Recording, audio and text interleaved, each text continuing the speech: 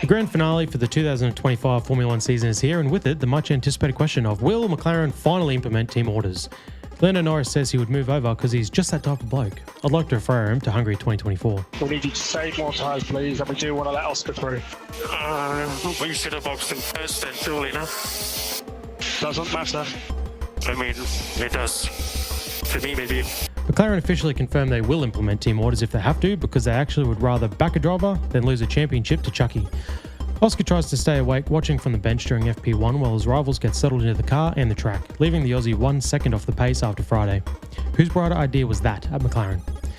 Come qualifying, Max stamps his authority, claiming pole with Lando on his flank and Oscar behind. The great hope Mr. Russell bottles qualifying in true British fashion and starts P nowhere. The same could be said for two times podium sitter Carlos Sainz, and thus the red carpet was rolled out for Lando. As the race begins, Max schools car 4 how to cut across the nose of another car while making the corner and maintaining the lead. Oscar starts on the hard tyre behind Max and Lando on mediums. This matters not, though, as Oscar swings a triumphant move around the outside of his teammate. It's almost as if he was letting us, the fans, know that he's been here all along and now the shackles are removed. Wow! What a move! On the hard tyre to go around the outside in that turn. We've just seen the pass of the season, surely. The top 3 settle in, and Charles is posing the first real threat to Lando's championship early as his pace is unsettling car 4. The feeble buzz of his Ferrari looked like it would irritate Norris just briefly. George pits first, unlocking the first round to protect undercuts, and for a moment there was hope as the trio got stuck behind a cluster of midfield cars on long runs, but they offered little to no fight. Yuki drove like a man who just lost his Red Bull seat and owes the team nothing, as he pretends to resist Norris and does such a miserable job he picks himself up a penalty. McLaren pit Oscar so late in the race he gets overtaken by Max on track and is then expected to chase down 24 seconds in 15 laps. Thanks team. This uninspiring event finished with no DNFs, an F1 record for a finale. Max taking the victory, the 11th consecutive win from pole and Yas Marina, and Oscar ahead of car 4, who fulfills Zach Brown's wet dream, calling the Lando Norris World Champion Hotline. Lando, this is Zach from McLaren. Is this the World Champion Hotline?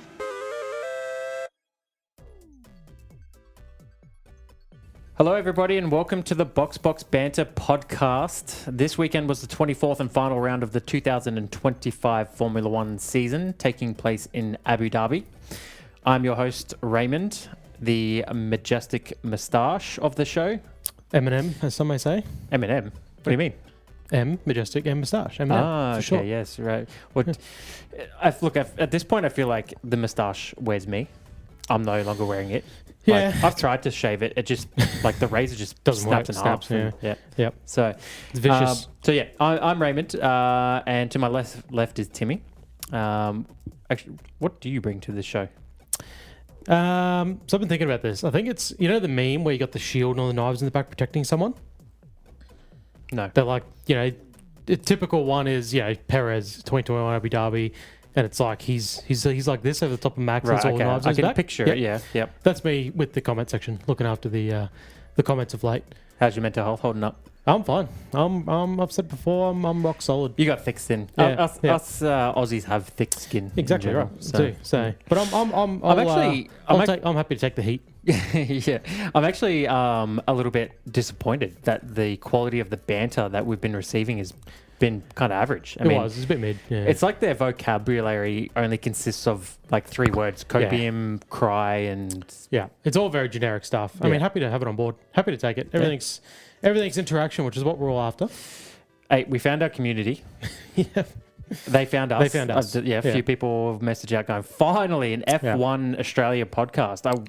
Where have you been? Yeah. Right here, bro. Exactly. Right Waiting in the wings. So it was a big week in Formula One, and it was a big week for our channel. In case you missed it, we went viral. We had What's the definition of viral? Is there one? Well, I passed it. It felt pretty damn viral to me. But you'd know about viral things, right? Oh, I've got plenty of meds. Picking up something that's going around a lot. Yeah. This is the one viral thing I'm trying not to get rid of.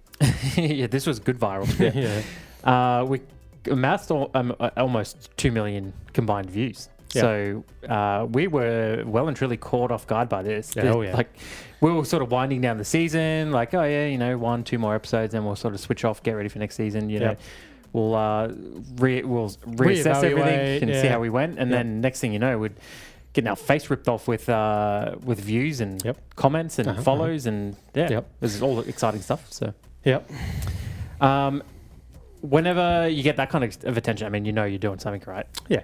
So Negative or positive whether you agree with responses. us I or mean, not. overwhelming in both swings of life. But Look, I think personally that's probably what stood out most for me was the amount of interaction that we had, and it was overwhelmingly positive. I think showed that there's a lot of people out there that think the same way as we do.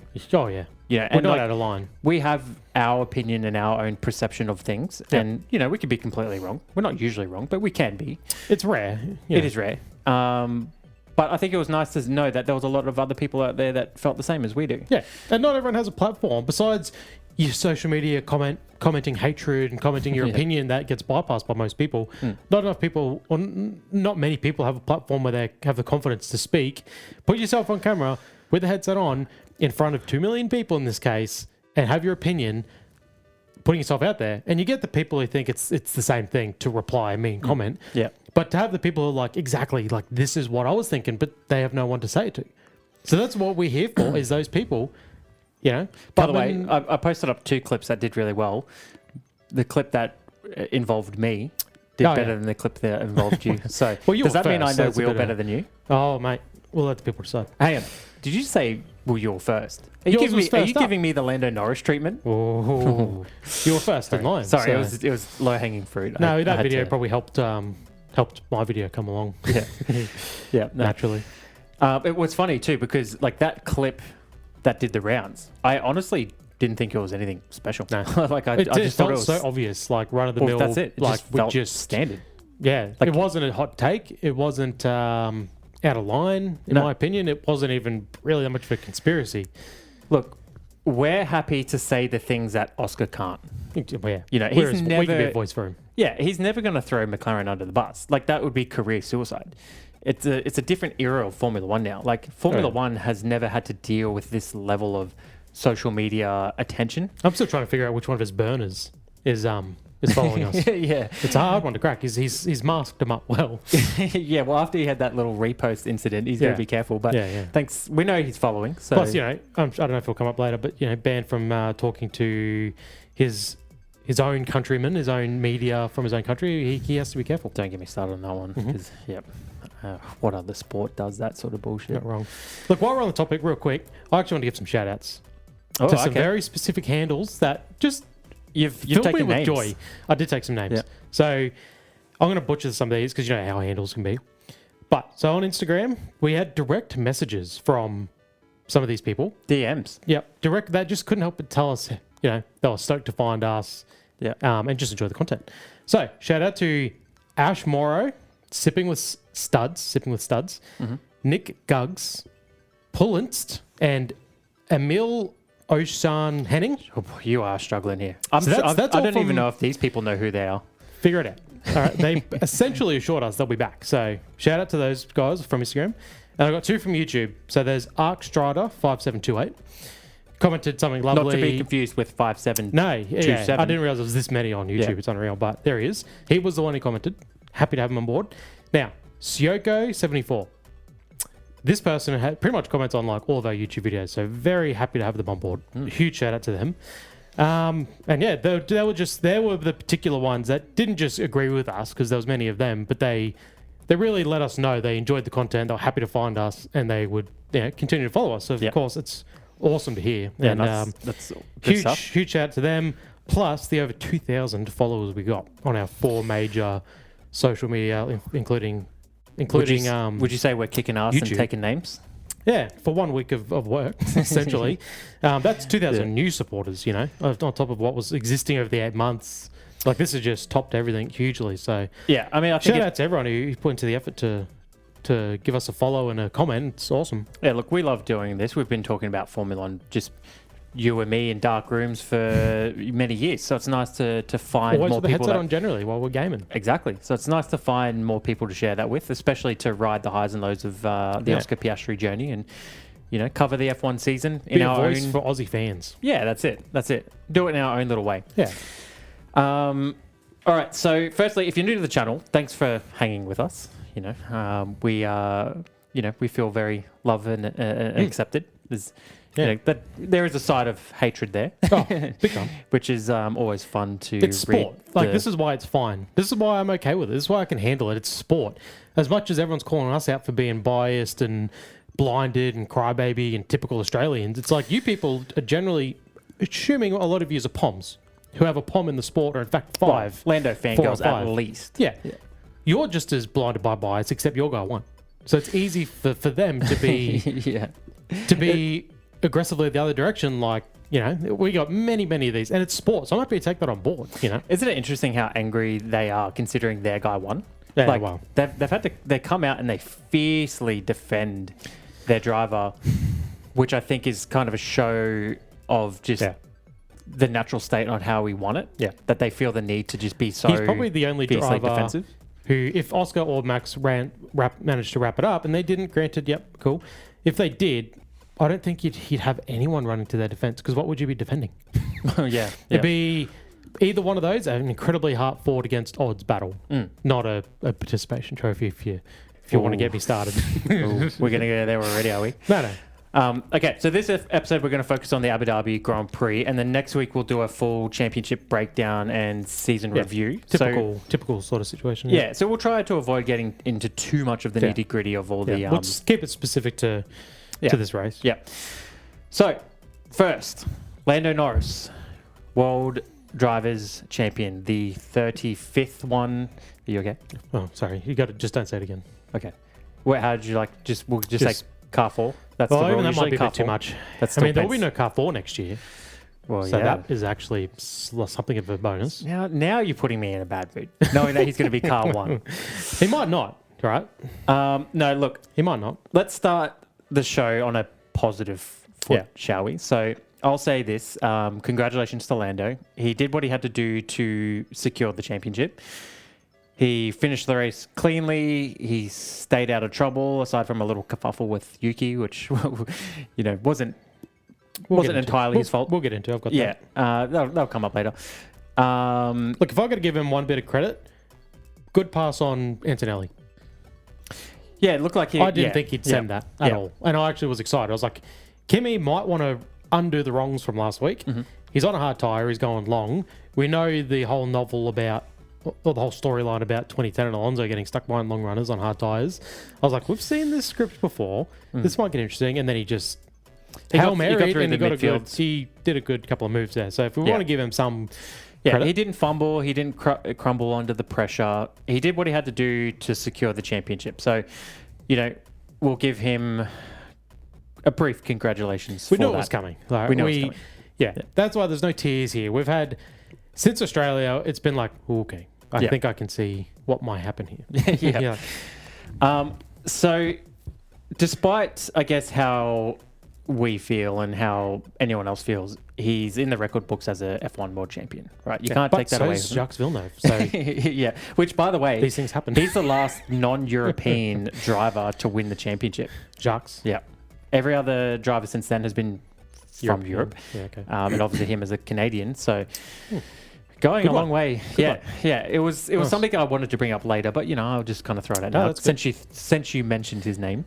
Well, when you have your go-to, you know, weakest title rival sort of chat. Comparisons. Yeah, I mean, Jacques may have some competition now. Yeah. Mind you. Yeah. But he springs to mind. For sure. Yeah. So I guess that leads me to my first point. We definitely got a lot of, I guess, messages and things like asking why we hate Lando so much, which is funny because I don't even remember saying anything specifically hateful towards Lando. I think most of our issue was with McLaren and even Formula One, like the FIA in general, with some of their questionable stewarding over the season. Most of our unhappiness has been aimed towards McLaren. Lando's more than anything. the beneficiary. Yeah, he's just a beneficiary, but we haven't really ever kind of personally attacked the guy. So I think it's a classic case of don't hate the player, hate the game for me. I think that I'm probably upset with this is where Formula One is. Like, we're no longer seeing the Drivers' Championship be awarded to the best driver. Now it seems to have turned into a popularity contest. Yeah. This is Which it's never been. I would say it's never been before. no. I This can't think feels of different. one. Yeah, like Max, 4 in a row. The championship before that with Lewis Max was a banger, and then sort of Lewis's run. But I feel like it's never been quite like this year. Well, it just makes me wonder. Like, do people not want to see good, hard, fair racing anymore? Well, Like, is that gone now? Like, if you think about racing itself is a bit gone at the moment. yeah, I mean, we'll bring it up now where it's not specifically tied to Abu Dhabi, but we didn't really get to see many head-to-head battles between Lando and Oscar. Anytime it got close, McLaren essentially just called it off. So we never really got to see any good, fierce battles. Yeah. They were few and far between. For a season as long as it is, Yeah. there's not really much there to Not between the two. Not between the two, yeah. Which I think is a great shame. And that sort of is just how McLaren chose to handle things. But unfortunately for Oscar, a lot of those decisions did go against him and affect him worse than it affected Lando. We can, like next week, we'll probably break down things a little bit more. But I'm not saying that Oscar didn't fumble towards the end. There was a period there where he really struggled with some races. He made some silly mistakes. He should have just cashed in some points, played it safe rather than going all in at certain races. Well, yeah. I don't want to get into anything. I want to save as much for next week as possible. Yeah. But I think overall, where our stance has been the handling of the team over the two drivers and how it seems to, whether it's subconsciously or consciously, benefited Lando. Yeah. And that's definitely something that Sky Sports were really pushing, that there's definitely been cases that Lando has benefited from, and maybe it's just subconscious, but at the end of the day, it's still biased towards a driver. So it's still disadvantaged Oscar, and it's cost him a world championship. So I don't necessarily think that I'm coming from a point of view of like, fuck Lando, I hate Lando, even though there may have been a time where I felt like that. I think a lot of my anger is more directed towards McLaren. What about yourself? I don't like Lando. But I've said it before. I don't like that he's blind to the fact that he has benefited from McLaren stuff. Like he plays dumb? Like he gets out of the car and he really acts like he's done the work to get these sort of wins. So like Hungary as an example, did not outqualify Oscar in a season where qualifying is the race 90% of the time. Didn't do the job there, then lost spots off the race to the point where the team had to throw a Hail Mary strategy. And if Papaya Rules was real, they've done their job by getting him from 5th to the lead. They should have then gone, we didn't mean to undercut Oscar. Switch. They had that in their arsenal, whatever. They could have been more than happy with, all right, we've rescued you from 5th to 2nd. Give it to Oscar, please. We had to undercut Charles. He was kind of handcuffed because he did such a good job to the cars he raced. Like, you've just lucked into this. That type of a win, and because they let him keep the win, so next week we'll talk about all these things, but they let him keep the win. Like, he gets out of the car and he stands on the car and he really acts like he himself out there is doing the damage when he didn't see how much of a leg up he was getting. So what you're saying is he feels inauthentic to you? It's just like, I don't know, man. Like, it's that fact that he doesn't see the leg ups he's gotten or the help he's gotten. Yeah. And one thing that frustrates me, and like his fans don't help this because they also, again, the amount of comments we've had over probably 1,200 comments on all platforms this week. So we've had a lot, and a lot of them are Lando fans. A lot of what I keep seeing is, oh, he's put the yards in over the 7 years. Oh, he's been there he's the longer tenured driver. So he deserves the breaks. So a lot of the fans can see it as well. A lot of them have their eyes close to it, but a lot of them can see it, but then they feel like he's earned that. And it's like, man, what are you saying? You're literally kind of saying you see that he's got the bias and he deserves it. And if that was the case, McLaren have no right to come out and claim Papaya Rules and claim fairness to the bitter end. If it's not that case, just say it. If they say, Oscar, we just want to give Lando this one all year, you know what? I wouldn't be happy about it, clearly. Yeah. But at least you know where you stand. Exactly. Yeah. It's worse seeing the obvious and then having them play dumb and having Lando play dumb and sit there and claim every win or every strategy call that benefited him as his own win. And it's like, he doesn't see it how it is. I mean, Schumacher and Barrichello, how many times do we see Schumacher here, Barrichello, come on, get up on the top step with me, give him the winner's trophy. That's, I understand I didn't win the race. I got given the race win. Thank you to the team. Thank you to Rubens. He literally would put him on the top step of the podium, give him the trophy. He understood, I got the points, I got the win, but you did the work. I could have done it none without of that him. from Lando. Lando's never like, and because I know, and granted he shouldn't give it to Oscar because it's not, Oscar's not happy about it, he's not doing it, it's the team.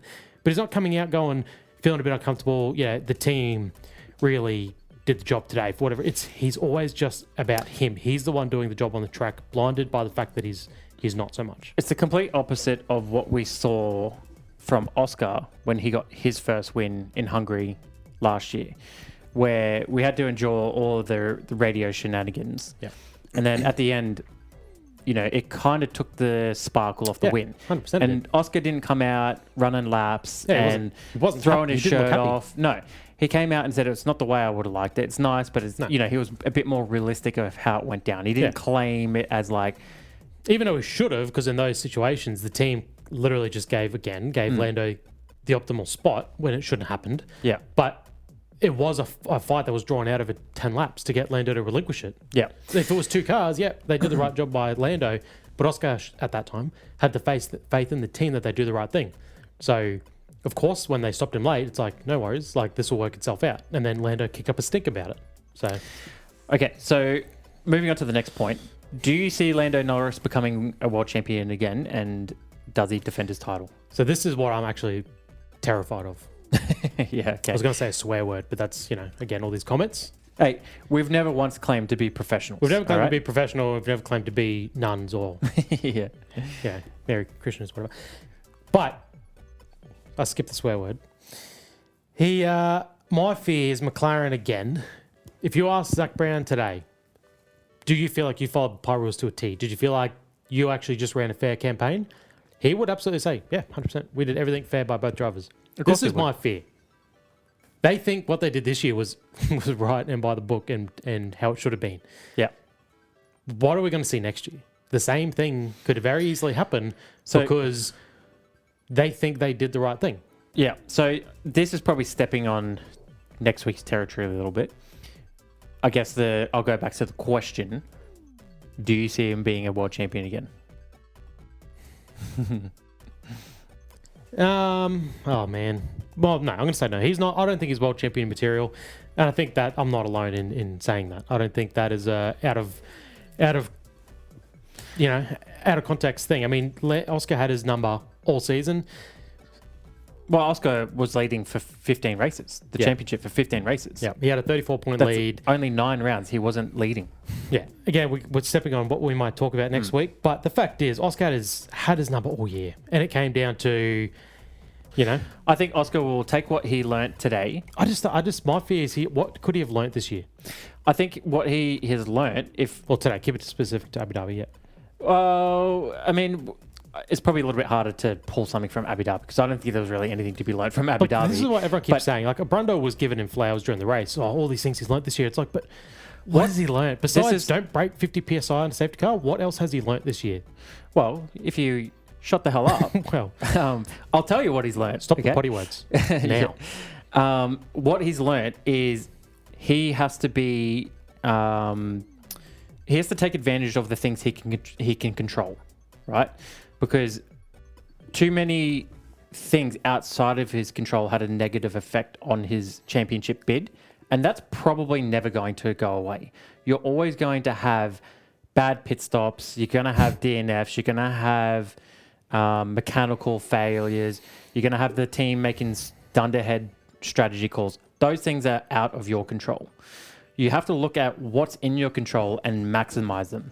Now, there was a number of races there where he probably came away he probably came out of the weekend not maximizing what he could have done. Where we all expected him to win or put it on pole or something, that happened that prevented that. We said when coming out of Europe, we would have liked him to have a bit more of a buffer. Yeah. Bit more of a buffer, because that would carry him through to the end of the season, in the back half of the season where he's not the strongest driver. Yeah. And that's exactly what happened. He lost, and some of those were out of his control. Like we'll mention Silverstone, we can mention Monza. Some of those were still out of his control. But as long as he goes into next year and he reduces those things, or he maximizes the things that are in his control, I think whenever he has things go against him, it won't hurt him as much. He can sort of absorb those blows to carry him through to the end of the season. Yeah. I mean, I don't know what was out of his control. Baku was fully in his control, qualifying in the race, sure, but that didn't hurt him a great deal. What do you mean? We're talking like 8 points. We're talking the difference of a win to a second. We're talking about that same point loss that he had in Baku. I think he lost less points than he lost in Hungary by just being out-strategized by his teammate. He lost less points than what he lost in Silverstone by the FIA. You know, that's what I mean. So it's like in this particular season, and then America, they blamed him for that turn 1 incident. They took them both out. Brazil, he lost 6 points in the sprint. Made his own mistake, but it was due to Lando kicking up some water on the track that caught out 3 drivers. So what you're saying, there's just a lot of things that went against him that was really not in his control. Yeah. I'm probably missing ones that were in his control potentially. But, I mean, even think about the Emilia Romagna Grand Prix. Yeah, it gets overtaken by Max. He got snookered turn 1. That happened. Great job by Max. But then the team put him in an absolute hole. Like, Formula One, everyone knows. They were talking about it in Abu Dhabi. You can't pit too early. You're going to get stuck in traffic. They pitted him early. He got stuck in traffic. And then he lost not only probably a short second place, but he lost more points to Norris because, again, the strategy they ran. Yeah. I mean, Abu Dhabi, we'll keep it specific to Abu Dhabi. What were they doing in this race? Why did they pit him when they did and left him in no man's land? He barely made any inroads on Max with his fresh mediums. They knew after the first stint, okay, the mediums aren't holding on. Why didn't they two-stop like everyone else? All right, smash your mediums. We'll go another set of hards to the end, another set of softs. Like, the benefit of splitting your strategies is you're getting data on both sets of tyres. Pretty clear the mediums were not a great tyre. He had the advantage of being on the hards. And I understand they had no interest in Oscar doing anything good at all in Abu Dhabi. I can't help but feel like that's the truth. I feel like they also didn't want him to get too far away from Lando in case the last lap Leclerc does a dive bomb Hail Mary, pays it off, and all of a sudden Oscar's 20 seconds up the road and basically has to stop. Like, so I get they were playing him the whole time. But if they weren't, conspiracy aside. Well, I mean, Zach Brown that? said on the radio at the end, like, great teamwork. So, I mean, it was clearly utilizing him to just help. I just think they didn't want to get him too far championship. away. I think they didn't actually want him to go chase after Max, because they knew. And this is the other thing with Max. This is why I think Max, I don't know if it'll probably come up, but I'll wait for it to come up. I think it comes up about Kimi and his apology. Yeah.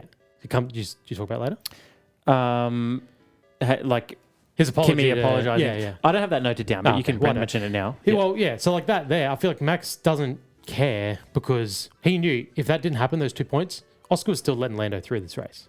So it actually doesn't have much bearing on the event. No. Because that's the other thing I keep saying. Oh, those 2 points, this is how it would have worked out. It wouldn't have. Because if Oscar was third, it was either Lando or Oscar was second. If it was Lando, he wins. If it's Oscar, they switch. Like, this is the advantage of having 2 competitive cars, and one was always going to be the sacrificial lamb. Yeah, so I think we all knew, and I think Oscar knew that the championship was dead leaving Qatar. Yeah. He really needed to have failure. That was the only way. Lando. Yeah, that was the only way. Some sort of a DNF with Lando that he could maybe capitalize on. And even then, I think we probably all expected that Max was going to still be the bigger problem for Oscar anyway. He still needed to beat Abu Max. Dhabi. Yeah. But I don't think they weren't going to put him in a position to beat Max. No, I don't think there was any legitimate way for him to actually make a play for the title. No. And even if there was, McLaren certainly wouldn't have entertained it. So I think it was just a bit of a run of the mill sort of race. Yeah. And he looked pretty kind of disengaged with it all. Just get through it, get the season over and done with, and we're all feeling switch like off. that. Yeah. So in the end, team orders didn't end up coming into play. So there was a whole lot of chit chat. As much as Formula One was trying to hype up this as like a thrilling, season deciding final round, that was never going to happen. And team orders, the one possible interesting tidbit of the race, didn't even factor into it. So, and it is a shame. I mean, there was 2 things I was excited by. When Max got the pole, I was like, okay, I thought he'd back the pack right up. And I was like, that'll actually be quite interesting. And I was excited for that. He played no games. Like, props to Red Bull. They knew the situation they were in. If Oscar was fast enough, it was just out of the question. So they knew they really had not much to play with. So they didn't even try that. So props to them for just trying to race a clean race. But yeah, it's a shame. I would have loved to have come in here and gone, Oscar, again, gave Lando the championship. But unfortunately, we didn't even get that. Like, we got nothing out of this race. Yeah. It would have been just another, like, I think our viewpoint on it, and again, we're more in the Oscar camp rather than the Lando camp, and we're certainly not in the McLaren camp. But and we don't hide this, people. No. With Oscar, we are Oscar fans, just like you're out there, Alonso fans, Sainz fans, Norris fans. Like, there's nothing wrong with you're fans of a driver, you want that driver to win, and you're passionate about the cause. If you think we're the podcast that's like, go team, everybody have fun, happy fair races, like, fuck off. We're not that podcast. Hey, Chris, put a beep on that. Come back. We need the views. We want the views. The swear words, people don't like it. We're avid, passionate Aussie fans, and we're really excited to be following Oscar on this journey. You know, he's already looking like he's probably going to be, our best driver of all time. Well, he fell short of what our expectations were after his three-peat in the first 5 races of the season. Well, we thought he'd break all records, but I'll end it here before we go into the achievements and actually try and talk about Abu Dhabi, because I know that that was the dullest race of the season probably, but we'll try and get through Abu Dhabi. So Oscar Piastri, hell of a season. 7 wins, 16 podiums, 6 pole positions, a sprint win, 4 sprint podiums, 2 sprint poles, 3rd in the driver's standings, all in his 3rd F1 year. Shall we get into the achievements? Yeah. The first achievement is the final boss achievement. Now, this one I've awarded to Max Verstappen. Yeah, same. How can you not? I mean, he sets pole, takes it away from McLaren, and then sails on down the road. Maybe didn't play any kind of games. Played no games. Didn't really have any sort of a strategy to see if there was some way to snatch that championship. But they did all they could do. They did. All they could do was win the race. They were in control of the Grand Prix. So it allowed McLaren to just play it safe and cruise on home to the end. But I think once again it shows Verstappen the kind of elite pace that him and that car enjoyed in the second half of the season. And McLaren are probably lucky that they had enough of a buffer, because in the end, when the dust settled, Max was 2 points behind Lando. That's how close it came. Yeah. He almost pulled off the greatest comeback in F1 history. And I think it would have been more people wanted to see that than not, which is hilarious considering that he was public enemy number 1 not many years ago. No. People were turning off F1 and people were like, who's going to come second, you know? Yeah. And it's just come full circle where people are now watching Max Verstappen and going like, wow, this guy is just leaps and bounds above the rest of the field. Yeah. It takes a knock to see someone's true form. And that's what Max had last year. He lost the fastest car. He then had to muscle around what was left of it, and he showed he could still win races, and he showed he could still take it to the best car last year and win the championship. And then this year, straight away, it was clear that car's not got it. That car's not got it. Yep, he could... Again, this year was really qualifying centric. He could get that 1-lap pace, and on a track like Suzuka, where you cannot pass, he can come home to a win where they cross the line 3 seconds apart because they can't pass, but they stay close to him because he doesn't have the race car for it. But then that's where he generates all these fans. I mean, I think you'd find it hard to find a Verstappen hater these days because you've seen what the guy's made of. He rocks up. I mean, just that press conference, the pre-event press conference, and Lando, what'd you do in the lead up? And it's, we looked at the strategy, looked at the car, we looked at all these things. Like typical, Max probably did the same in 21, right? You need to make sure that everything's perfect. You hear Nico Rosberg all weekend talking about his first 2016, like his first his title. I did not have my parents here. I kicked him out. I couldn't eat food. I could only eat this particular cereal. Like that's all he could eat. And then Max, in the pre-press conference, did some sim stuff. I sorted out some GT3 stuff. Went to the park with my daughter. Like that type of bloke. And he just it's unreal. You see him rock up, and it's just another race. Like it's just a job for him, and he's just really freaking good at it. I think for me, it sort of cements that I don't see him ever leaving Red Bull. Like, even though Red Bull, can have these sort of like dips in performance, I guess. They're about to change to the Ford engine, so that breeds quite a lot of uncertainty, especially from Honda. I think that team is his, and everything is catered around him. Like, why would he leave that? Why would he upset that? They fire Horner mid-season, and somehow they got better. Yeah. And I think everyone would have looked at that decision as like, ooh, that's risky. It's the blame in the wrong spot. Yeah. Is what I thought. Yeah. But somehow they turned it all around. And maybe that was purely just because they went, we've got the best driver on the planet. Let's maybe listen to him. Yeah. Whereas someone like Horner maybe has a bit of ego, and maybe he wants to run the show, and maybe he wants things his way. And so he was maybe inadvertently nerfing Verstappen in that team. And now that he's removed, it's the Verstappen show. Yeah. And I think that's a very scary prospect. If they can just constantly build a car around him and what he wants and his needs. Yeah, they're costing themselves a lot of money. Third in the constructors this year again. That's one way to look at it. But isn't it funny how Red Bull were happy to give up everything and chase the WDC, where McLaren were like WCC? And we know that obviously is where the money is.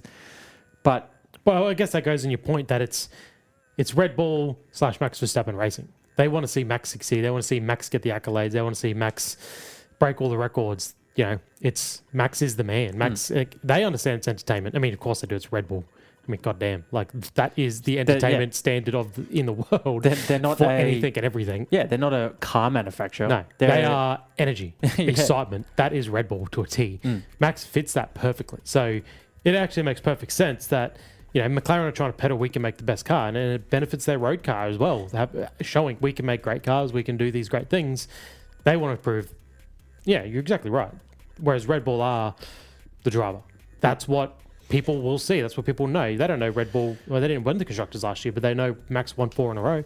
Well, I think even to your point there, where backing Max might cost them the constructors every year, I don't think so. If you've got a driver who can do such heavy lifting, I mean, there were 20 odd points off Ferrari, and the other Red Bull driver scored barely 20 points. So if you can get another guy, sorry, yeah, I think it was 9 points. But even okay. But second, again, they're going for the win. Let me just clarify. So we got people watching now. Yeah, and they like to call out some weird things. So Red Bull was single digits behind Mercedes in the constructors, and they arguably had 2 great drivers, and then Red Bull only had 1 driver really scoring points. Yeah.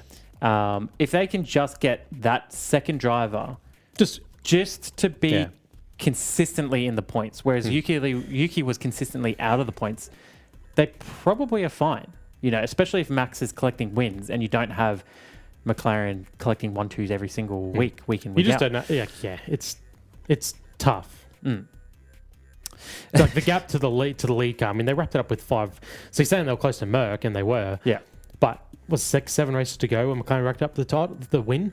So it's tough if they want to win it. But that's the thing. If Max doesn't have such a shoddy first half of the season, and he's collecting more wins it's so crazy. He won 8 races, and I agree. It is a shoddy. He won a third of the races himself. 6 of those were in the last 9. Yeah, that's what I'm saying. I agree with you. It was just crazy that's. Yeah. Anyway, he's our final boss of the Abu Dhabi Grand Prix. I mean, he was 15 laps, which sounds crazy, but that was the only thing stopping him from another Grand Slam. Was Oscar's late run. Yeah. Okay, the next achievement is the Noob achievement. So this week, again, for the second week in a row, I've given it to Lewis Hamilton. So I'll run off my points real quick, and then you can tell me. I don't have him. So. You don't have him? No. Okay. So third consecutive Q1 exit. So bro crashed out hard. Yeah, no doubt a record for his career. Literally crashed out hard too. I thought it was interesting that... Did he crash in practice? Yeah. I was like, when did he? Sorry, crashed in practice. I thought it was interesting that he immediately said something broke in the car, just for Ferrari to come out and go, no, it was driver error. They confirmed that nothing broke on the car. So... I mean, what did he bottom out on the curb? I think I saw. Yeah, he was rounding that bend. I don't know what turn number that is, but it was the long left-hand. I saw Ant's debrief of it, and he kind of bottomed out a little bit on the curb, which unsettled the car. And So, you can blame the car for not being great all season, and they had a winless season. So, big ouch for Ferrari. But I don't think that Lewis is completely free of blame here. So, he got my noob for the Q1 exit again, crashing the car and blaming the car. He did manage a good fight back. So he's done this quite a few times. Last week, the week before. He's got race pace. He clearly feels pretty comfortable with his race pace, but his qualifying has been letting him down. So showed the car was quick enough in the race. Well, yeah, he went from P16 to P8. So then it leaves that question of like, what could have been if you could have just put that lap together and qualified P4? Yeah, could you have gotten that podium? Yeah. Could you have been there? We'll never know. I had my hopes on Lewis. I mean, I saw, pre-race, everyone's talking about what's going to happen. It was like Lewis, and one of the best things I saw was Lewis can do the funniest thing, and it was him crashing with 4 laps to go and robbing Max of a potential title. Yeah. Anyway, 4 or 5 laps to go, they're cutting to him, and he's all over the place in that Ferrari, chasing down Ocon, I think it was. And I'm like, Ocon, I was like, I can see this. I mean, I was absolutely grasping at straws. I don't know how it would have affected anything. The gaps were pretty big. They probably all would have pitted and been fine, but I was like, I can see this happening. I can see him throwing this away and causing safety car with a couple laps to go, and just like, come on. I mean, we've spoken about it almost all season. Like, what happened in 21 will never happen again. It's an outlier. Yeah. But because it happened, it's a tease. It's a constant tease, like anything. I waited until Lando rounded the final corner before I turned it off. I was like, he could have a complete seizure in his car at the final corner, and have to pull off. Like, this could happen, and it didn't. And so it went on. So, well, I think at that point it was about 2 a.m. So I don't blame you for just immediately switching off and going to bed and catching up on some sleep. So yeah, well, I went to bed, and then I went on our social media page on Facebook, and I just put some feelers out in the comment section of official McLaren, Zach Brown, Formula One pages, the Melbourne Grand Prix official page posted on it, and I was letting them know my feelings towards it. Doing the dirty ones. I was getting my frustrations out the only way I knew how. All right, who so do you my have? noob was Yuki. Pretty funny the whole situation. Even the fact that he premised it with, I know what to do, like, leave me alone. He gets that radio call out. So everyone's like, oh, okay. Like, and the commentators, we can't be too dirty here. We're getting pretty dirty. And then he doesn't do F all. He does nothing. No. He actually gets a penalty. And honestly, I don't really feel like getting into the nitty gritty about that penalty or the lack of for Norris, because it doesn't make sense to me, but whatever. It doesn't make sense that he didn't get a penalty. I think it doesn't make sense just in the context that has been a penalty that's given out before. It's like everyone talks about, real quick. I didn't want to get into it, but here we are. Oscar gets a penalty in Brazil. And they basically say, well, that's just how the rules are written, unfortunately. Like, yep, it's marginal. Yep, it may not have been his fault. I mean, they were basically coming out and admitting, unfortunately, that's just how the rules are written. They need to actually change the rule book because, that shouldn't have been a penalty, but the way the rules are written, it kind of is, their hands are tied. Norris passed a car with 4 wheels off the track. I would agree that common sense probably prevailed with but it hasn't traditionally this season. Correct. Yeah. Like, Lando's overtaken a car that was defending pretty erratically.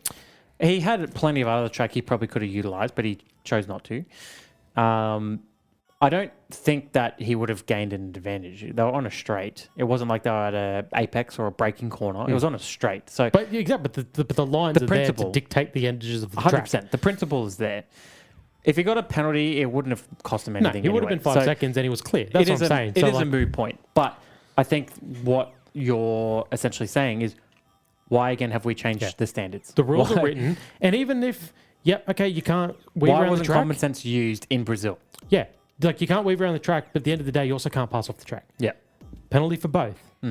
Or null out the penalty if you really feel. I mean, it meant nothing to Yuki, but I mean, the other thing, my first thought took me back to Abu Dhabi 2021. We recounted this race for anyone who wants to go back and have a listen, but Max passes Lewis on the last lap at turn 3. Lewis then exits and gets a hell of a run. And he was in his slipstream and he has a real chance. What was Max doing? Hey? What was Max doing? He was doing these things. Yeah, that's true. He was. Yep. And it's quite typical that this happens and they never penalise it. So I know Brundle, and I got him later, but Brundle was absolutely carving Yuki up in the booth.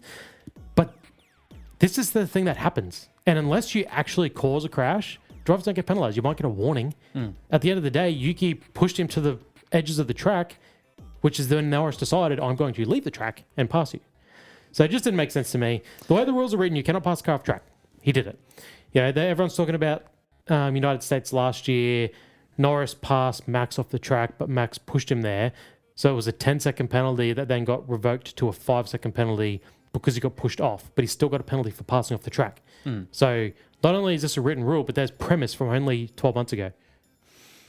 Yeah, it's the inconsistencies of the stewarding. Again, it just always seems to benefit Lando. And I'll admit, in the long run, it means nothing. He probably would have got a 5-second penalty if that. He had a daylight over Charles. So really, I'm admitting it doesn't make a difference. But again, where's the consistency? It's lacking hard for something so blatant, I feel, as well. So just to clarify, Yuki gets the It's Yuki Noob because achievement? he had one job. Yeah. He had one job the entire race, the entire weekend. One job. You're on the hard tires for a reason. All you got to do, just hold him up. I mean, even the commentators were smart enough to be like, "Oh, you really want to slow him up in this staircase section? Get the Ferrari and his DRS." His team practically told him to do that. No, he pushes hard, and then for some reason waits for this third longest straight in Formula One with a very effective toe and DRS to be like, "This is where I'm going to do my damage." Yeah, and then goes on to do nothing and gets a penalty. Yeah, it's just hilarious. I agree with you. This is the definition of you had one job and you didn't do it at all. Yeah. I mean, there's even Perez. He was probably showed Perez's footage of 2021.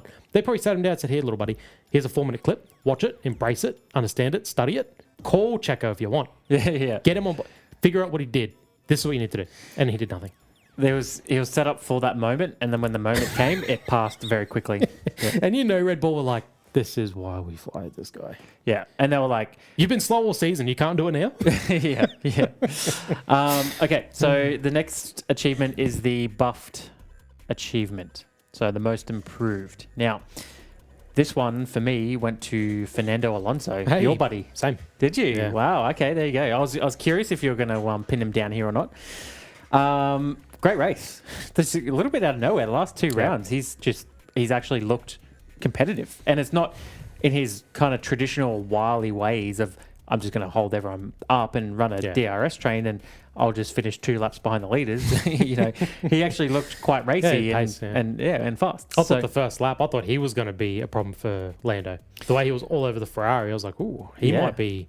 I was nervous. I was like, he's either going to pass Charles and just stuff everything up, or he may get past Charles and he actually may be a threat to Lando. But then, of course, a couple laps went by. Yeah, we know he's good friends with Webber, who's manager of Oscar. So, Webber might have been like, "Come on, mate, get up there. Get up there and see if you can just, upset him a little bit." Qualified P6. So, had qualifying pace, finished P6, so he had race pace. So, check and check. Helped to secure P7 in the constructors as well, which, P7 for Aston Martin isn't anything to get too excited about. Well, they're bottom of the midfield team, so they're out of the bottom third of the team. So. Yeah. And only 3 points behind Racing Bulls. So, if the Nepo baby just pulled a little bit of his own weight, Aston Martin would probably have finished 5th. Yeah, they had a chance. Yeah, so a little bit of a missed opportunity. Alonso had we talked about the start of the season where he was DNF, some to his own doing, but he had a shocking start to the season as well. And I think I saw he out-qualified Lance 24-0. He did, yeah. So the only 2 drivers that did that were Verstappen and Alonso. Yeah. Yuki out-qualified Verstappen in the sprint, but not in the Grand Prix. In Brazil? Yeah. Okay. I was about to say, I was like, isn't it funny that he qualified, he had a Q1 exit and Verstappen still out-qualified him, but there you go. Yeah. Just real quick as well, I know you didn't watch any post-race stuff. One thing. I haven't even seen shorts on Facebook. There's a great little clip. You should look at it. We're not. It's on your guy, Alonso. Oh. Yeah. They ask him, what's happened in these last 2 rounds? You've ended the season on such a high, which I think is important. It takes a lot of momentum going to next season, and everybody is obviously talking about Aston Martin next season. Yeah. There's a lot of eyes on that team for a very big Adrian reason. But he had a little bit of a joke saying that Adrian visited the team in Qatar, and he touched the car and already had an effect on the car just by being in the presence of the car, Yeah, leaving his fingerprints on it, breathing on it. Yeah. It immediately made the car more aerodynamic Looked at and it better. and scared it into a performance window. So I thought that was funny. Everyone seems to be very excited about the prospect of what could happen to this team now. And it might not happen immediately next year, but I think everyone's probably it absolutely could. New reg shifts, 100%. It could absolutely happen. Yeah, I mean, we haven't seen him for a year. He's just been working away, you know. It was this interesting is his specialty, is new regulations. Well, it was interesting too at Qatar, right? Because, sorry. But they're Honda as well next year, right? Yeah. So they've got a proven dog. And as long as Adrian, who's worked on a Honda chassis... he's very familiar with the engine. Getting me pretty excited, I tell you. Yeah. Well, Alonso's decided. You know, he's 44. He's been around. He's going to be 45 next year in that car. And like he's seen a thing or two. I don't know if he's ever worked with Adrian. Probably not. He wouldn't have. Like he's been around. He's seen some good engineers. He's seen the way cars get built. Like, and for him to be laying eyes on this guy and seeing what he's doing, and being this excited, you know, it means something. Yeah. Buffed goes to Alonso, and that might see him. You've got him on his page for once this year. On your page. Look, it was a dull race, and there wasn't much talking points, but yeah, it was a dull race. I actually found he did what was required of this era of Formula One. He qualified well and just held position. Yeah, so exactly. Nerfed, the Nerfed achievement. So I've given that to Kimi Antonelli. Okay, who do you have? George Russell. George Russell. We could probably give it to Mercedes. So we're both, all right. So we could be in agreement with Mercedes have been the biggest nerfed team here. We've picked different drivers. So I don't really have any talking points specifically again because nothing really happened. Yeah. Other than Kimi just didn't have form. Like, you know, we saw him have a pretty decent performance in Qatar. Yeah. Finished fifth in the end because he lost that position to Lando. Yeah. And then to qualify in 14th and finish P15, very unusual just drop of form all of a sudden. Just obviously something about the Abu Dhabi track he just couldn't get comfortable with and didn't like. So it was heartbreaking because, again, the whole weekend was centric on the three drivers up the front. And for us specifically, we knew we had to have some cars in between Oscar and Lando. Well, we said the only chance that we have is the two Mercs and maybe... I said Carlos and maybe a Ferrari. And maybe a Ferrari, opinion, yeah. So straight away, Kimi was gone. I was like, ooh, that's not good. Sainz was gone. That's not good. Down to Charles, and Charles is a bit wild, and George. So the reason I've got George is he was talking a big game. He had the radio about put me behind Max. He'll give me a slipstream. So straight away he's like, I'll get a pole here. Stuffs the lap up. Actually ends up fifth or something. Yeah. And then I think he lost a spot. He lost a spot off the start, and then he proceeds to be just slow as balls. He ended up like 30 seconds behind Charles by the end. The drop off was mega. It was like, wow. And it was a shame. Like I really had a feeling they'd be good here, Mercedes. They've been hot and cold. I feel like, with no facts at all, but I feel like Abu Dhabi is probably similar to Singapore. Night race, nice slick tarmac, obviously cooler temps being at night, like a hot environment, cooler temps at night. I was like, they'd be pretty strong, I reckon. No, they both struggled in their own ways. Yep. Yeah.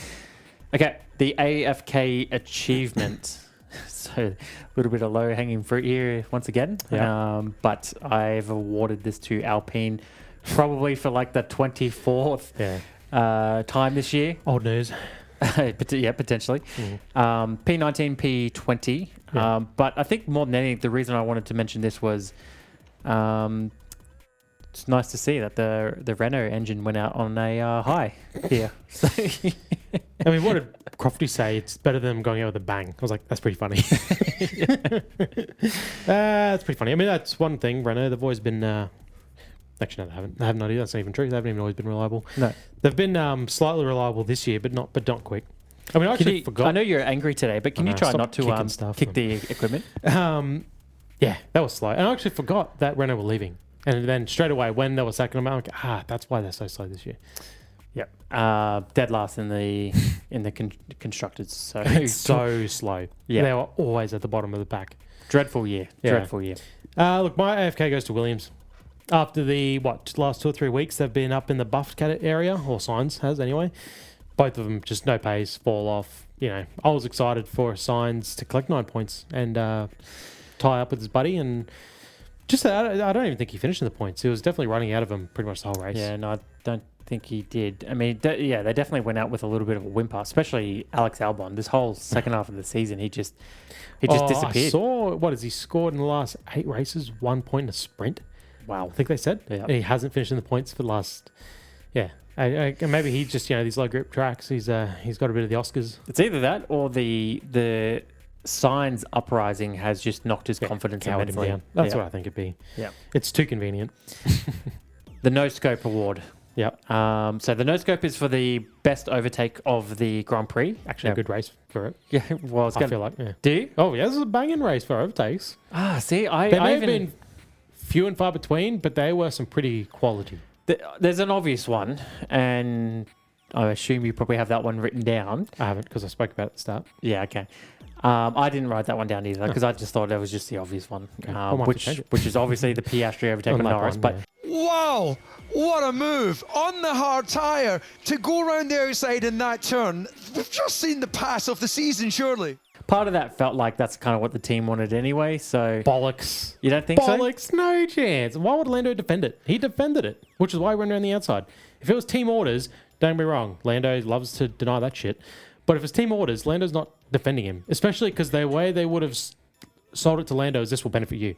Absolutely. They would have sold it to Lando, like, we're going to let him through, explained it, this is why it's the better option for you. Lando covered him at the first chance, and then he covered him at the second chance, and which forced Oscar around the outside on the hard tyres, mind you. Less grippy, harder to warm up. Like, this was the one thing in the race. I was like, this is nice. Like, this is Oscar. I didn't see it coming. When he put the move on, I was like, oh. Man, when he started on hards, I was like, expect that. They're just trying to keep him behind. Like, straight away, he's not going to be able to get a good enough start, obviously. Straight away, you just don't have enough grip. You're not going to be able to get a good enough start to actually have any contention in the first couple of corners. And then you're going to have a slower tyre. So, like, in the long run, yeah, but we're talking about he needs to get ahead of him now. So it was a shock. Absolutely, it was not planned. I'm not discrediting that he put the move on and could put the move on, but it felt like they wanted to give Oscar a shot at a win to maybe make up for Qatar. They can't risk Lando racing Verstappen hard. You're not going to tell anything. Yeah, you're not going to tell Lando to go track down Max Verstappen and try to get a win. So I think the better horse to back here was Oscar. Hey, see if you can go get yourself a win. Put it to Max, because you got nothing to lose. If you guys take each other out, nothing happens, nothing changes for us. Whereas Lando can't afford that risk. I disagree. Part of it, for me, feels like it was just go get him, unleash him, see if you can get yourself a win. Yeah, I disagree. I mean, straight away, this is the one time I actually think there was no team orders. And I think it's beneficial for them to have Oscar as just simply rear gunner. Just simply sit behind him, stay in his DRS. I mean, I said to you, I'm surprised they're not backing Oscar up here. But the thing is, even if Charles got Lando, they'll just tell Oscar to, mate, but if he was exactly, but they want to avoid a situation where they're having Oscar lose 2 positions. Like, that is embarrassing. It's one thing to pull over and lose the 1 spot to your team, but to actually give a complete other manufacturer a spot to then give your teammate a spot, that's actually embarrassing. Yeah, I just feel like straight. I mean, I don't have that move listed because I knew we were going to talk about it at the Oscar. We're talking about XP, a move that neither of us have listed. Honestly, it was the best race. I just knew we'd talk about it at the start. So here we are rehashing. But it was a banging move. I'm stoked with it. Look, my no scope goes to Russell on lap 22. Okay. So we saw Norris make the double overtake on Kimi with this, and then pass the slow-ass Red Bull. And I was like, shit, that might be the no-scope. Like, that was pretty cool. Yeah. But then Charles went and did the exact same move. That was Ricciardo-esque, the double overtake. Yeah. But then Leclerc did the exact same move a lap later. So I was like, okay, that's less impressive. It's now been done. And then George did it, but he didn't do the double overtake. He passed... Oh, sorry, it wasn't even Kimi until it was Stroll. Passed Stroll on the inside, where those boys did the double overtake. And then he then was able to get such a good run, he was able to then run around the inside of Lawson at the very next corner. So he ran the outside of Stroll and then the inside of Lawson back-to-back corners. And I was like, man, he's driving past them like they're standing still. All right, well, I had Ocon on Hamilton. So we kind of referenced it before. I didn't see. So it was late in the race. Hamilton overtook Ocon. Yeah. And then they were going down the back straight. But then Ocon got a great exit out of there, got the slipstream, and then just overtook Hamilton back. Yeah, and you kind of watch the onboard, and Ocon just kind of comes out of nowhere. You go, oh yeah, Hamilton got him pretty easily. Is that where it looks like he almost hits him? And then Ocon just flies past his right. So. Is that where he almost hits him as he kind of cuts back through? Yeah. I feel like I saw that on the mini the mini screen off to the side. Yeah. Because they probably had Lando on the big screen. Nice.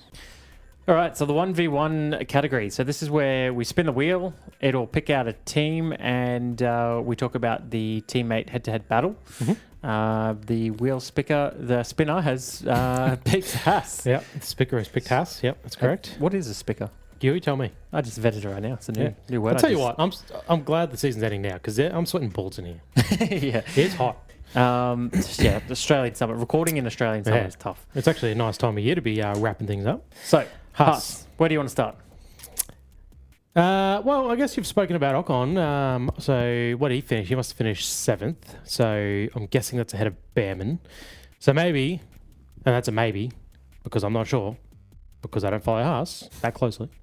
But either way, it must be one race that Ocon's actually put it to Behrman lately. Like, I feel like Behrman's had his number for at least this last half of the season. There you go. So So he did finish him. Yeah. To finish ahead of him. Yeah, 7th, and then Behrman was 12th. So out of the points. So, I mean, straight away, like I said, the way Behrman's been this last half of the season, he's just been destroying Ocon, really. So it's actually pretty good for Ocon to come out and do that. Now, Haas in 7th, I feel like is generally pretty good anyway. Held up for Ferrari in those last couple of laps there. It clearly just had the pace over Behrman. I think overall, I'd consider Behrman has well and truly won that battle over the course of the season. Yeah, I don't want to talk about the season too much because I know we'll kind of touch on it next week. But 100%. I mean, the fact that he's a rookie, like, it was a surprise to see Ocon there in the points. Yeah. Clearly, he must like this track. Yeah. The car's probably a bit more well suited to it than. I'm actually like. It could even just be an experience thing. Yeah, definitely. I mean, was he there last? Was it him who got kicked out of the Alpine last year? Yes, it was. Yeah. So he was. So he's actually he's skipped a year. So you can't even really use that as much of an argument. Yeah. Yeah. I mean, actually, I don't know if I like the track that much these days. Hey, like I know we talk about Haas, but real quick on the track, watching it, they've really reprofiled that track a lot in recent years. It's a shame. I really like the tight corners, like that last sector. Man, it's fast now. Yep. So. Great to know. No, I just when you mentioned the track, I was like, when I was watching the race, the qualifying especially, I was like, man, I want to bring this up. Yeah. The way they've changed that final sector, especially, and they've taken all the chicanes out. I'm not the biggest fan. I think it's taken away from some of the racing. Yeah. I think Ollie will be disappointed that he didn't end in the points and end on a high and kind of just keep that sort of advantage over Ocon. But regardless, he definitely was, for me, one of the standouts for the season. Like we said it before, this class of rookies is probably the best that we've ever watched. Definitely 4 of them are really good, which is nice. Who's the 2 off your list? I mean, that'd be Liam Lawson and Franco Colapinto. Yeah. Yeah. I think you're probably even being a little bit tough on Lawson. You're probably right. He's probably his 5th best. Yeah. But I think overall, like, this race, there was no DNFs, there was no crashes, and that's kind of been the narrative for the whole season. Yeah. The cars are very safe. They seem to be very generally easy enough to drive. Yeah, but I guess even the rookies aren't making stupid mistakes like we've seen a lot in the past with some of the other. Yeah, I mean, I guess that's a good point. So, we saw Jack Doohan obviously earlier in the season make an absolute doozy. And we saw Colapinto, he must have got his crashes out last year. Yeah. He had a couple of smashes at the start of his season this year when he started at Imola.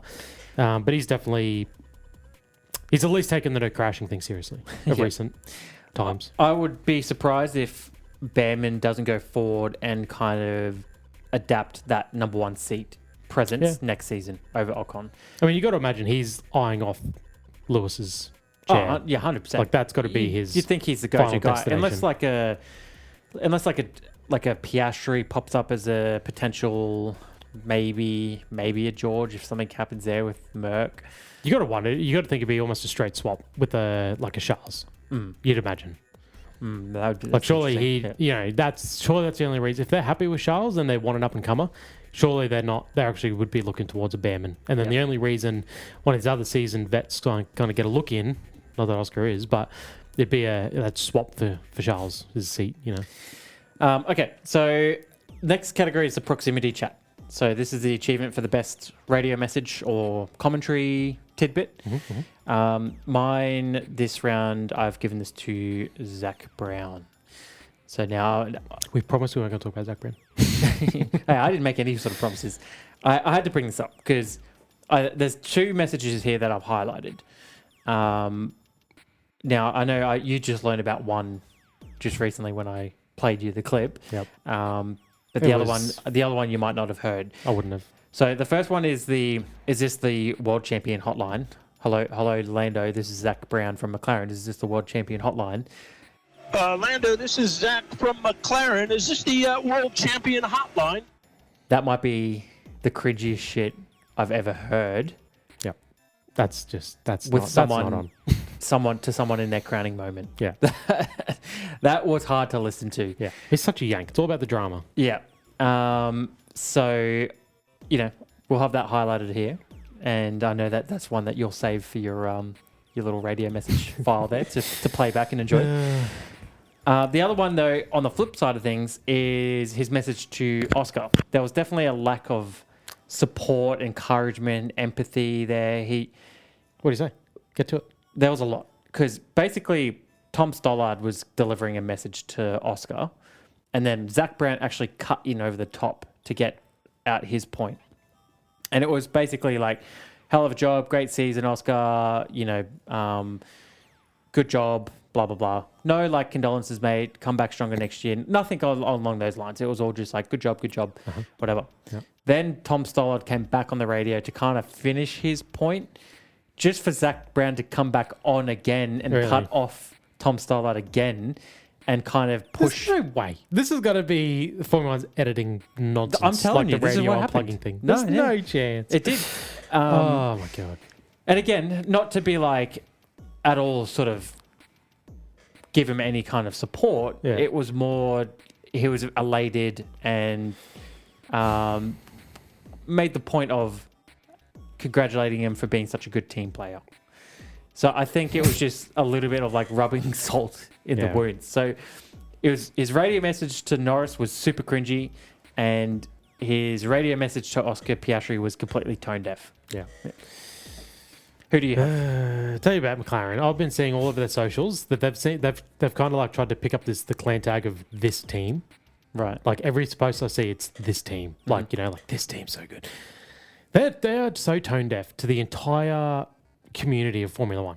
They don't see. It's do they not see what people think about them? Well, I didn't highlight it in the side quest coming later on, but there was an article that came out this week about the culture in McLaren isn't actually all roses and fairies and everything. It's actually bordering on toxic. And we've been highlighting this all season. There's a pattern of behavior here that suggests that they're not supporting Oscar. No. I mean, not celebrating the constructors on the podium. Last race, having two mechanics there to celebrate that on the is, pit wall. Yeah, on a podium. When does that ever happen? Yeah. We have the Oscar disengaging the radio while Zach was delivering a message. All these things. Oscar's never going to, I said it before, Oscar's never going to throw McLaren under the bus. It's career suicide. It's probably in the contract. Him not saying anything, I think, says more. Yeah. Because he can't, and he never will. And even to a point, Mark Webber probably can't. He's probably got to be careful with what he has to say, whether we like that or not. That's true. So he's contracted to the driver than the team. Jos Verstappen is a fan. He's invited into the Red Bull garage as a fan and supporter, not any official contracted to anyone or any side. He has free will of speech, which is why he's allowed to... He's a dog off leash, whereas Webber and he's Oscar contracted to the team. Leash. There go contracted to the team. Sorry, contracted to the driver. There go contracted to the team. But it came out that there was a toxic culture in McLaren. So I think them cutting the media out from having access to the two drivers and Zach Brown's overtly obvious, hugging Oscar, these radio message. They're all trying to paint this picture that everything is great at McLaren, but what his words aren't matching up with the actions and the behavior. Yeah. So, and Oscar's an Aussie. We're Aussie. We know how he thinks. We all got the same feelings and sentiments and ideals in life. Yeah. He's not happy. No. He's not. You know, if shit come to it, he would have pulled over for Lando, but he would have absolutely preferred Max to win the championship. Yeah. Like, I'm sorry, but he's got to walk into McLaren and watch everyone clap for Lando. He's got to watch what Lando's about to go through for the next 12 months with this thing. You can't say he wouldn't have preferred to have not seen this. We're upset with the way this championship's run. There's no way he's living it. There's no way he's blind to it either. Yeah, imagine kind of missing your dream and then feeling like maybe you didn't have the full backing of your team, and then being forced to go and cheer and clap along and After you've just support. nurtured him into a championship. Exactly. That is brutal. Like, that's what I mean. You can't say if you got him at his deepest, darkest moment in the safe space, he wouldn't say, yeah, I was rooting for Max. I really wanted Max to pull this one out of the bag. Yeah. All right. Who's your proximity chat? Martin Brundle. We've talked all year about Sky Sports. Man, I couldn't believe how much he was beaten down on Tsunoda for his weaving. He went hard on him, didn't he? Yeah, and I'm like, and again, I've brought up the 2021 Max thing. I'm like, this is commonplace in sport. Yes, there are rules. The rules say you can only move once in defense. He wasn't moving in defense. He was moving in breaking the slipstream, which, yes, you're not allowed to do, but it has always been a warning flag. You'll always get one, you get one go at this, unless if you bin someone by doing it, that's a different story. You cause a crash. It's a different ballpark. What he did is not it's not unsportsmanlike, like they kept banging on about. It was what everyone expected him to do. I hated how much he was just beating hard on it. And I'm like, man, like, we know that you're going for Lando here. We know you're upset that your little princess got pushed off the track. You're upset he had to fight for a position here, but like, ease up, brother. You're a race car driver, Martin Brundle. Not a good one. Not a race winner or not a world championship contender. Maybe you didn't have a fight like this, but it's not unheard of for drivers to be weaving down the straights to break the toe at a critical time. And he was just flogging the dude like he killed his grandmother. He unleashed. Yeah. I was very surprised. There was definitely some venom in there. Oh yeah. I'd recall him saying even just little things like I'm disappointed in Tsunoda. But exactly. It was like, what did you expect him to do? Just and even the team coming over and saying Leclerc is 1.4 seconds behind Lando. Oh, this is really getting on unsportsmanlike behavior. Of course, now. Red Bull are going to try and utilize him to help get Verstappen a win. So it's unsportsmanlike behavior to just try and back up your competitor 0.4 of a second in through a staircase section of a racetrack. But it's not unsportsmanlike to expect Oscar Piastri to relinquish up to 2 spots to his teammate to gift him hand wrapped, bow tied. This is modern Formula One, unfortunately. Where is sportsman lie? One driver can't weave down a track and potentially try to hold up another driver from a different team.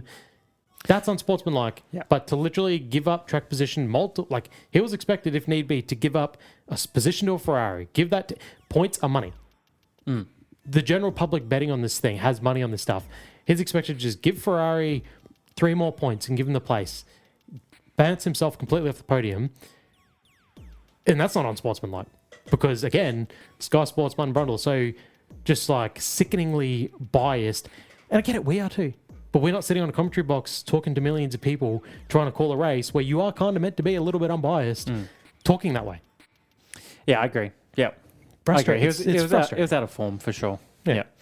Okay, the Easter egg achievement. So this is the best stat or fact from the Grand Prix that we came across.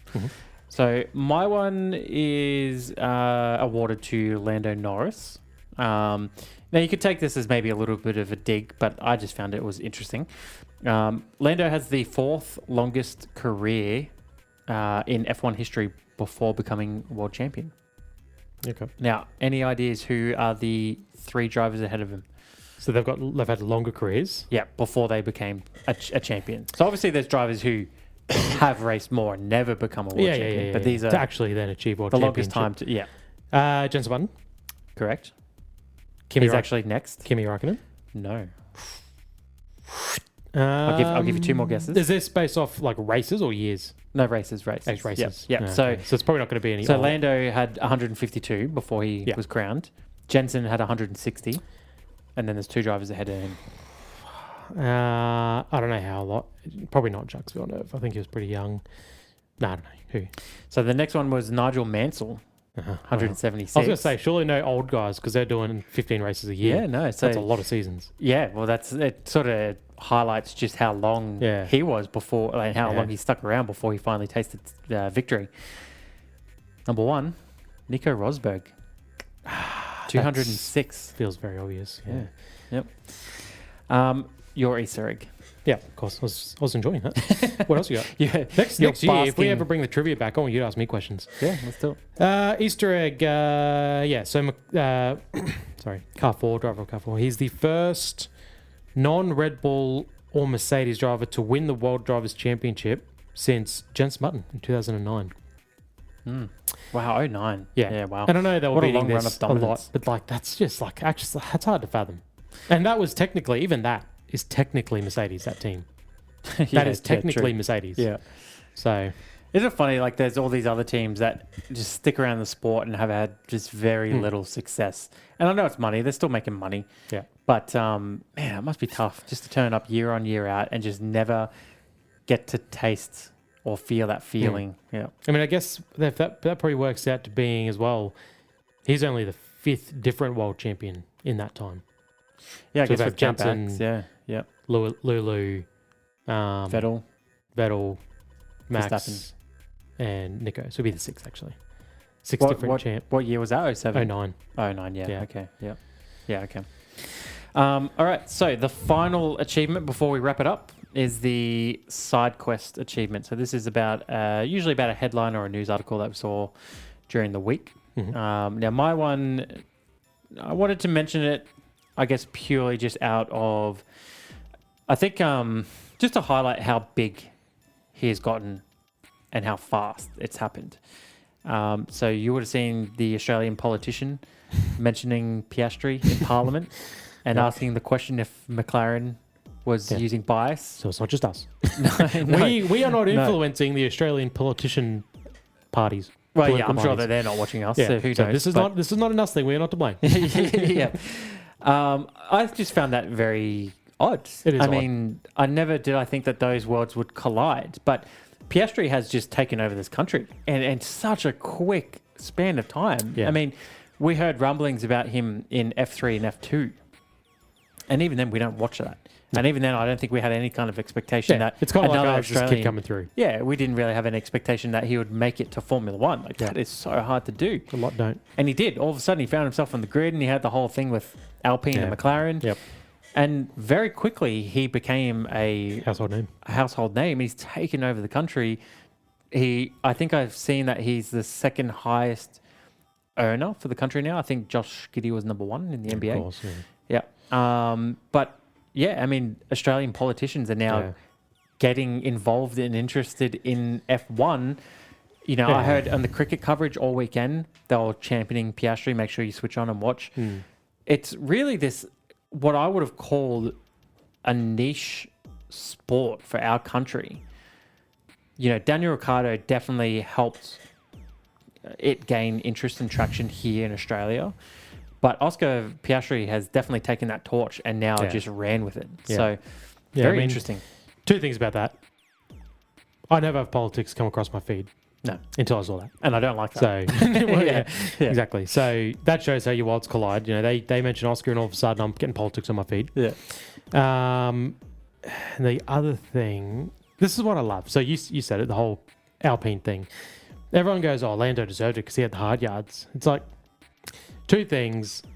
Oscar chose you guys, you know, over Alpine, even though McLaren were dog shit, absolute dog shit in 21.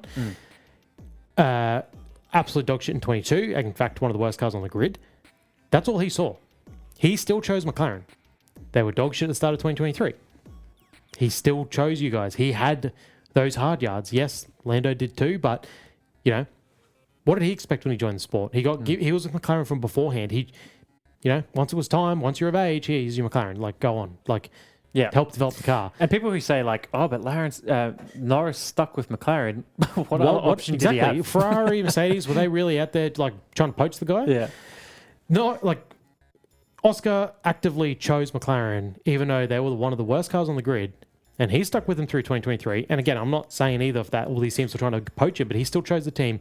He still didn't get to jump in the best car in the grid. He still had to help develop the car. How much did he have? You know, the fact that McLaren have done nothing since, 2010. All of a sudden, he comes in, the same chassis, the same year, Lando's there, and all of a sudden that car starts to develop into a place. How much does he have to do with that? You know? So I just love that people love banging that drum as well. Yeah. Oscar deserved it. Lando deserved it because he did the hard yards. Like, it wasn't all roses when Piastri joined. He had to help get the car where it needed to go. Your side quest. So my side quest is the news about Honda offering Red Bull cheap engine units for their testing of previous cars area of their team Right. in order to keep Sonoda. Yeah. full English time. much? Yeah. Well, I don't know how you explain that. It's they keep the old cars, and again, Red Bull being Red Bull, they do a lot of activations and stunts and these sorts of things, and they have the correct engine in there. So, they're going to Ford next year. Honda is still going to keep supplying engines for, where do they go to? Kind of like all their extracurricular activities. Exactly, yeah. You want to keep these cars. All the teams generally keep their cars, one of every. But Red Bull actually use their cars all the time. I mean, we talked about it last week. There was 2010, 2011 model Red Bull cars in Adelaide running around with Renault engines, So Honda offered, I just think it's funny two ways. A, Honda thinking this would be enough. We'll give you cheap engines for your historic cars in order to keep Yuki. And then it's funny because apparently they still offered them cheap engines just for his reserve role. So they still got cheap engines. Yeah, right. All they got to do is keep Yuki on the sidelines. So I thought that was a bit of a humorous thing. And even a bit of intel into what happens in the background. Again, we know why Yuki's, in the sport. It's got a lot to do with Honda and how desperate they are to keep him. But even just how much do people really know about what Formula 1 teams do with their cars? Yeah, it shows a lot of politics behind the scenes and how drivers keep their seats or get their seats or stay with teams. Because I think a lot of, like, Vettel, Weber, they've all got Formula 1 cars. They get given their cars. It's in their contract a lot of times. Alonso's got, like, every single one he's ever raced in a museum. I don't think they come with engines, those ones. Yeah, okay. It's just chassis. Yeah, because you need a whole freaking team to run these things up. So they just get given the car. It looks fantastic. Whereas Red Bull, they actually use these things all the time. So they still keep the right donks in them and they still keep them running, you know. So, and, these engines cost a fortune. So, all right, let's wrap it up. Let's do it. It's hot as balls in here. So, thanks so much for watching. If you followed us throughout the season on off, we love to have you here to just talk Formula 1. Don't forget to like and subscribe so other Aussies and other F1 enjoyers can find us. But I can't believe we made it through a whole year. That's insane. It has gone very fast. It has. It has been an interesting season, up and down. Just don't go back and watch our first couple episodes because it's a different show. or just give us the things. But it's a different. Don't keep your expectations dipped. I think took us a bit to kind of figure out how to best package and do this stuff. It's all DIY. But shout out to Dad, by the way, for sticking with us and watching every episode. Yeah, the OG viewer. But come back next week. We'll do a full season kind of breakdown and we'll get into all the nitty gritty of the championship. And, I'm sure that the Lando fangirls will love what we have to say there. I'm hoping, we haven't talked about much, but I'm hoping we can maybe line up a cheeky interview in the off season with a Formula 1 person. Yeah, so we'll see what we can do. What we can get. Yep. So there'll be some stuff popping off through the off season. Yeah. Before we come back for a big 2026. Sounds good. GG's. All right. And we'll see you next week. See you next week. Goodbye.